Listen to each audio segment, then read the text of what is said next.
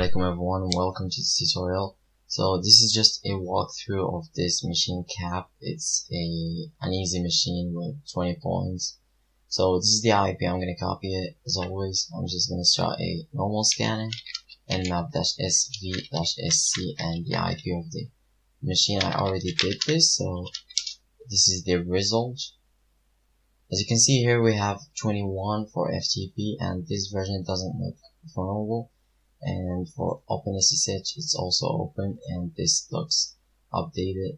And we have HTTP also on port 80. This is the most thing I should see right now. So I'm just gonna enter here. Security dashboard looks like it has something to do with security, right? Let's just wait. And it's a analysis website just for analyzing the traffic that gets to the server. So if you just send a request, it will save it and make it in PCAP files, and those PCAP files are just files that contains packets that was sent to a server. So you can open them with Wireshark and analyze them. As you can see here, there's security evidence with the number of them. Failed login attempts in the last 24 hours with 357, and port scans and so on. Okay, so this looks like a user called Nathan with those buttons here. Let's just click on them and see if we can find anything new. It looks like non-interactive website at all, but we have here this bar. If we click it, we can find these three web pages. The first one /capture, second one /IP, and /netstat. Let's just close here and go to the capture. Well, let's go to the IP. None of them has any result yet. The IP here is just a web page that contains the result of fconfig on Linux, so it has this IP and so on. Doesn't look interesting. You can close it and see /netstat. As you may have expected, it has the output of netstat. You can see the internal ports, and you may need them for a later SSF attack. But we're not gonna need this here. I'm just gonna close it and go to /capture. As you can see, /capture redirected us to /data/1. As you can see, this is a simple page that contains data type, number of packets, number of IP packets, number of TCP packets, or UDP packets. And you have a button here to download. It actually downloads a PCAP file that contains the last packets that this server received. You can download it. And I'm gonna open it with Wireshark just for analyzing those PCAP files. As you can see here. So to analyze the content of those packets, I'm just gonna click on the first one, right click on it, and in follow, I'm gonna click TCP string. As you can see, those are this is the first request. It looks like an HTTP request pointing to /IP with those headers, and it's just me. Okay, so as you may have noticed, the red is for the packet, and the request, and the blue is for the response. So I can click here to view the next stream. I already clicked it. So it's just .css files, nothing interesting, just someone requesting .css files.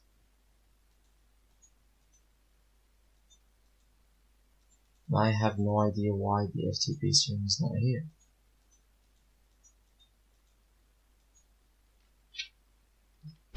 Alright, I have just checked something and understood something.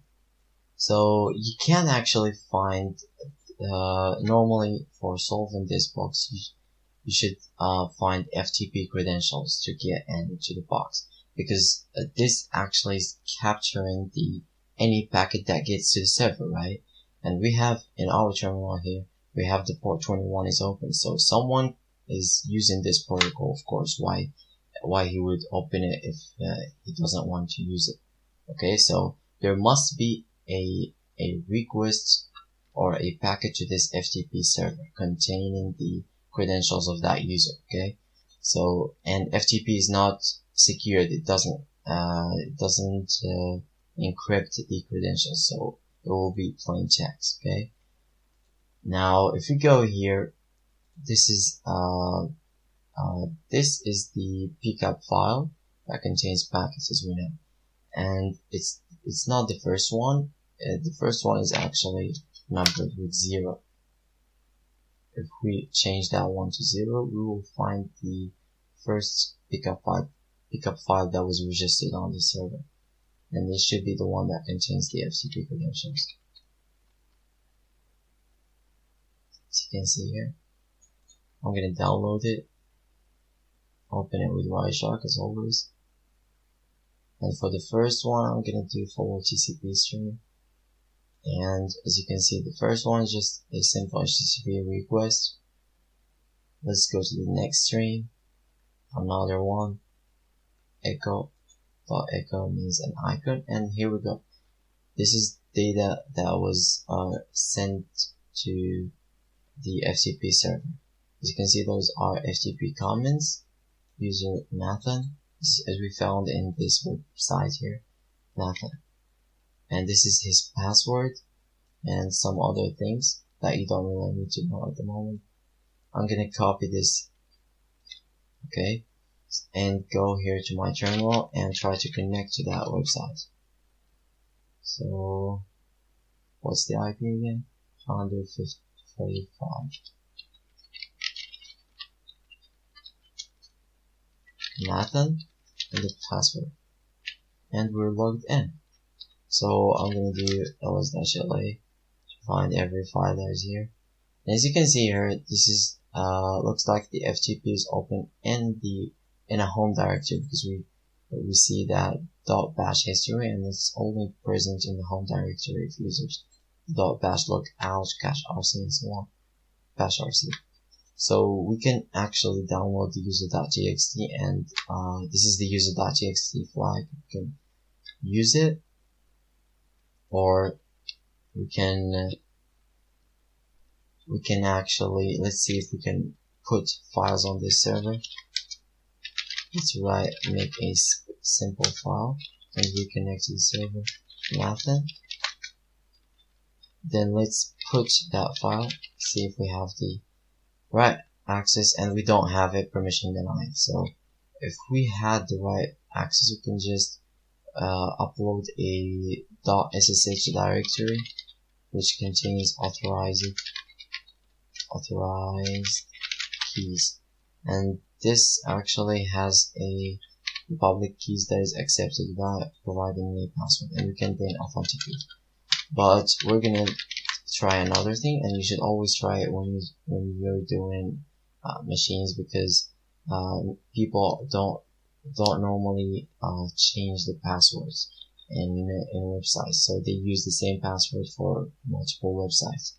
I'm gonna try SSH and put Nathan, then the IP 154. I'm gonna use the same password with SSH. No router host. I think I wrote the IP wrong. Yeah.